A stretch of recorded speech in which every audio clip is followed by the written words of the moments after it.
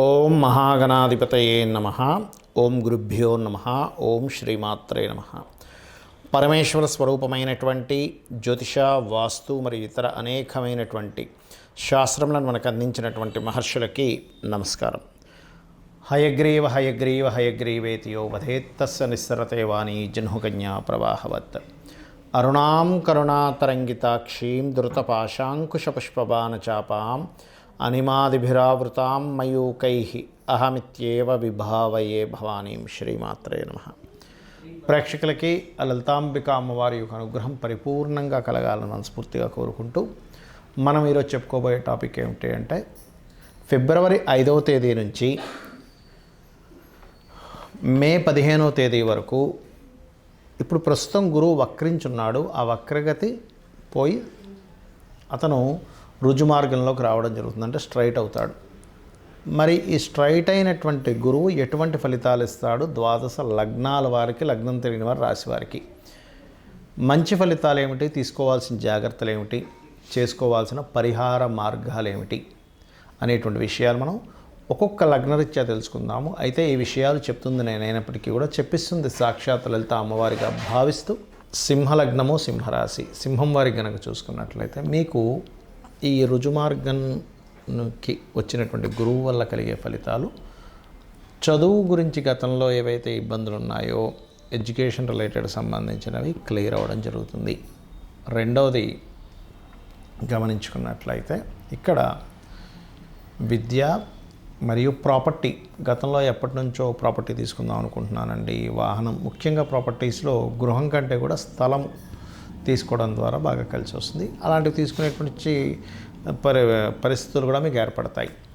అయితే ఇక్కడ ఎప్పుడైనా సరే స్థలం తీసుకునేటప్పుడు కానీ, గృహం తీసుకునేటప్పుడు కానీ మీ పేరులో ఉండే మొదటక్షరాన్ని లెక్కగట్టి మీకు ఏ వర్గులో మీ పేరు ఉంది, ఆ వర్గురీత్యా మీకు ఏ డైరెక్షన్ కలిసి వస్తుందని తెలుసుకోండి.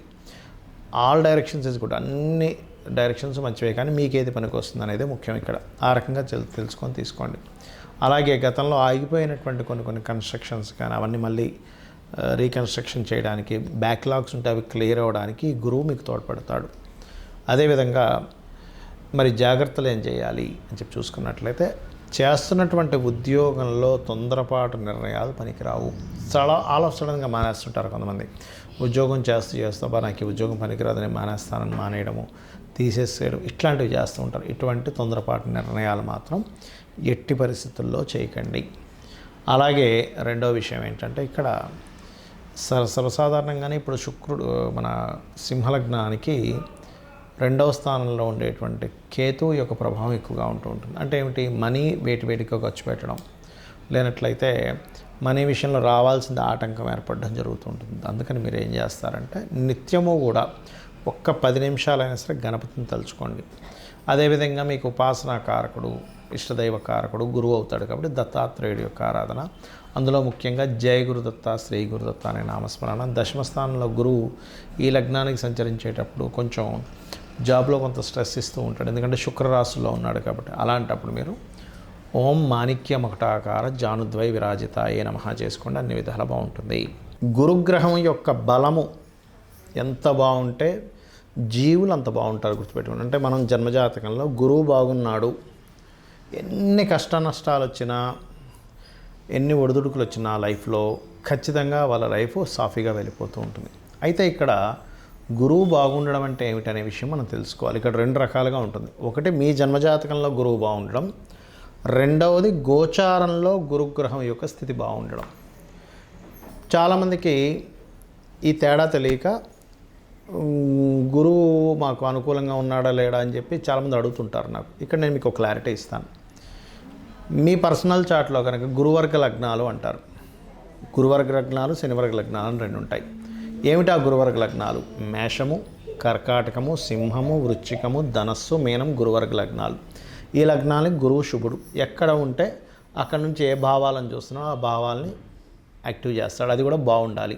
శనివర్గ లగ్నాలు అంటే వృషభ లగ్నము, మిథునము, కన్య, తుల, మకర, కుంభ లగ్నాలు. ఈ లగ్నానికి గురువు పాపి కాబట్టి ఆయనకి పాజిటివ్గా ఉండేటువంటి పోర్ట్ఫోలియోస్ వస్తే పర్లేదు, కానీ ఏమాత్రం గురురాశులు పాడైనా, గురువు పాడైనా ఎక్కువ ఎఫెక్ట్ గురువు సంబంధించినవి జరుగుతూ ఉంటాయి. అయితే ఇక్కడ నెగిటివ్, ఇక్కడ గురువర్గ లగ్నాలైనా శనివర్గ లగ్నాలకైనా ముఖ్యంగా కావాల్సింది ఏంటంటే గురుబలము. అది మీరు ఏదైనా ఒక పని చేసేటప్పుడు చూడండి, మనకి వివాహం అవ్వట్లేదండి అన్నప్పుడు గురుబలం లేదు కదా అంటారు, సంతానం కలగట్లేదు గురుబలం లేదు కదా అంటారు, చదవట్లేదు గురుబలం లేదు కదా అంటారు. అంటే ఏమిటి, ఆ పర్టికులర్ భావానికి గురుబలం లేకపోవడం వల్ల వాళ్ళు దాన్ని పొందలేకపోతున్నారు. గురువు అనేటువంటి జన్మజాతకంలో మనకి సైంటిఫిక్గా తీసుకున్నా జాతకపరంగా తీసుకున్నా గురుత్వాకర్షణ శక్తి అంటారు. మన భూమి మీదకి ఎర్త్కి ఏదైనా సరే ఒక శకలం లాంటిది ఏదైనా వస్తున్నా గురుత్వాకర్షణ శక్తి దాని వైపు లాగేసుకుంటుంది. గురుగ్రహం అనేది లేకపోతే ఇప్పటికీ ఎన్నో శకలాల భూమి మీద పడి భూమే ఉండేది కాదు. అంటే సైంటిఫిక్గా తీసుకున్న గురుగ్రహం మనల్ని ఎర్త్ని కాపాడుతుంది. ఆస్ట్రాలజికల్గా తీసుకున్నా కూడా గురుబలం ఉన్న వ్యక్తికి ఇబ్బంది రాదు. మరి గురుబలాన్ని ఎలా పెంచుకోవాలి? సర్వసాధారణంగా మనకు జాతకం చూడడం కనుక తెలిస్తే గురువు బాగున్నాడు కాబట్టి భయం లేదు, నిర్భయంగా వెళ్ళొచ్చు అంటాం. అదే గురువు బాగోలేడు లేదా జాతకమే తెలియదు, అప్పుడు ఎలాగా అంటే దీనికి శాస్త్రంలో ఒక అద్భుతమైనటువంటి విషయాన్ని చెప్పారు. ఏమిటది అంటే చాలా రకాలు చెప్పారు. నేను మీకు వీలైనంత మటుకు నేను మీకు చెప్తాను. మీకు ఉండేటువంటి వీలును బట్టి, మీకు ఉండేటువంటి పరిసరాలను బట్టి, మీకు ఉండేటువంటి స్తోమతను బట్టి మీరు చేసుకోండి. ఒకటి, గురుబలం పెరగాలి అంటే గురుసేవ చేయాలి.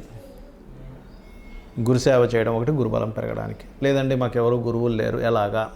చక్కగా మీరు గంధము ఇంట్లో పూజ చేసేటప్పుడు చక్కగా గంధపు చెక్క ఉంటుంది, గంధం అరగభావం ఎటువంటిది ఉంది, చక్కగా గంధం తీసి చక్కగా మీరు పుష్పముతో గంధాన్ని అమ్మవారికి కావచ్చు, మీ ఇష్టదైవం ఎవరైనా సరే గంధంతో ఆ యొక్క మూర్తిని ఆరాధించండి, గంధంతో చేయండి. గంధంతో కనుక మీరు పూజ చేశారంటే కలిగే ఫలితం ఏమిటి?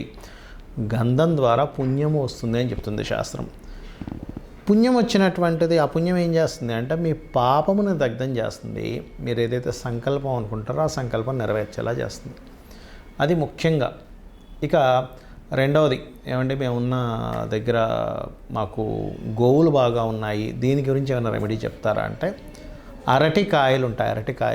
అరటి పళ్ళు కాదు, బాగా అర్థం చేసుకుంటే పచ్చి అరటికాయలు మనం కట్ చేసుకుని కూరలు అది వండుకుంటాం. అరటికాయల్ని గోవులకు తినిపించండి, అది కూడా గురువారం నాడు. మీకు దగ్గరలో ఆలయాలు ఏదైనా ఉన్నట్లయితే గంధాన్ని దానంగా ఇవ్వండి, ఆలయంలో దేవతామూర్తులకు వాడుకోవడానికి. లేదా పసుపుని దానంగా ఇచ్చినా కొంతవరకు ఉంటుంది. ఇంకా ఎక్కువ తీవ్రంగా ఇబ్బంది ఉందన్నప్పుడు గంధపు నీటితో శివుడికి అభిషేకం చేయొచ్చు.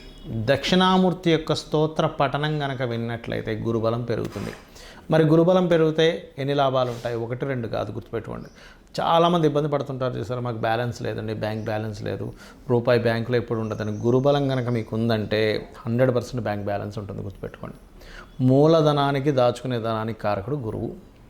ఇక రెండవది, ఆపద వచ్చినట్టే ఇంక మనకి ఇంకేమైంది, అయిపోయింది, ఇంక మన జీవితం అయిపోయింది అనుకున్న స్టేజ్ దాకా వచ్చినా సరే మళ్ళీ అలాగ పక్కన తీసి పరమాత్మ మిమ్మల్ని కాపాడినట్టుగా మీ లైఫ్లో మిరాకిల్స్ చూస్తారు గురుబలం పెరిగినట్లయితే.